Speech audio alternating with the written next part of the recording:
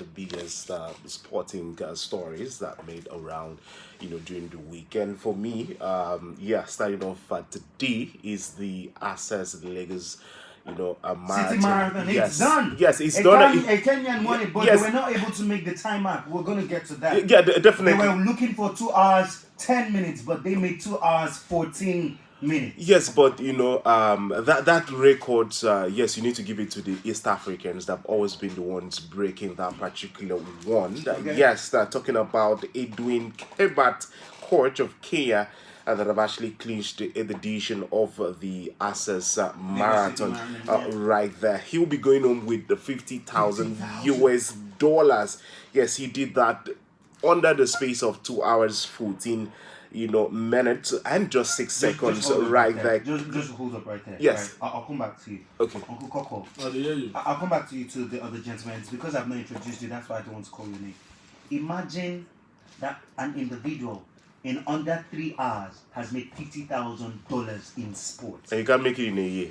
And then you would not encourage your child, or you would not encourage the society to do sports. All right, let me go back. In 3 hours, right? In 3 hours, he made $50,000 under 3 hours. Two hours, 14 minutes. But I just want to say in under 3 hours. Yes, yes, because preparations and everything. Yes. And you are there, you don't want your child to go to do sports, or you are in administration and you don't want to. You are not encouraging sports development. Oh, Lord. I would want to ask. It's good they are paying the person in dollars. I hope they have enough cash to give. That's the truth, because you know, see money. While everybody has been going about POS. If you know you have, you don't see physical money, but you get liquid money. You know, God bless you. You know you have POS boyfriend, POS girlfriend, at the best time to get them the deals. But for that Kenyan athlete, they've come away to cash away with our 50,000 USD. That's huge. Okay. All right, still stay with that. We'll actually look at it extensively, but just to keep you up to date with what transpired this morning. For your information, I would have been part of that. He didn't get no sponsorship. Yes, so that's why I'm still here with you guys. Coming second. Coming second. Okay, you'll tell you why you get a wine. That's why he's still here with me.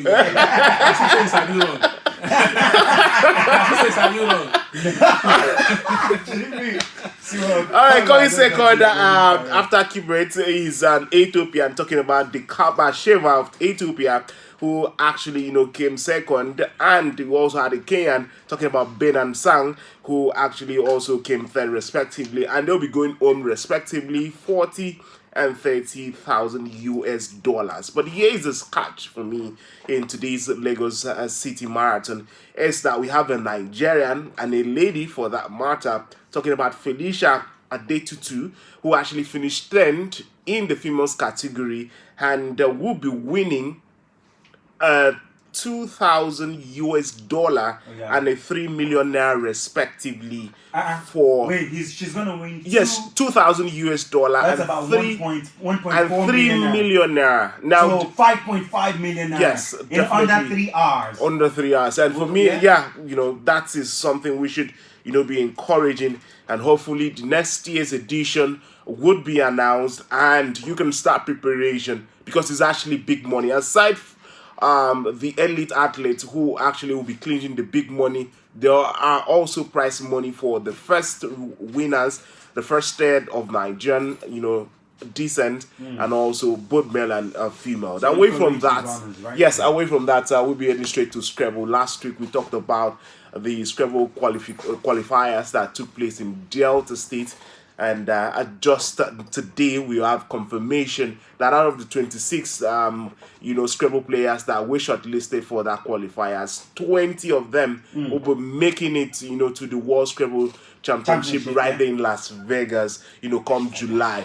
And for me, it's something quite encouraging, and we should actually till into other sport, because aside that, you'll be going to the United States. For you, there and you think you can beat Sini off in a Scrabble. Cindy, I said you should have been in Delta. I hope you are not. I hope you are not a JJS. But then on the studio, he Yes. was actually being multi. And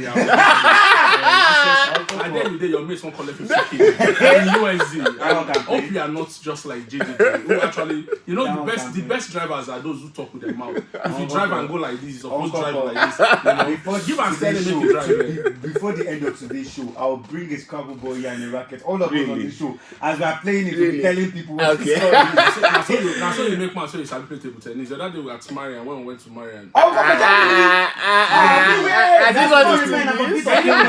Small like this. When me and she meet for Calabasa, small like any man of a bitter. She got the talk say because she his hand for me. We know the talk say almost know the key bed, but these are try. Okay. Oh man, she not beats me like that too. She beats you. Okay. All right.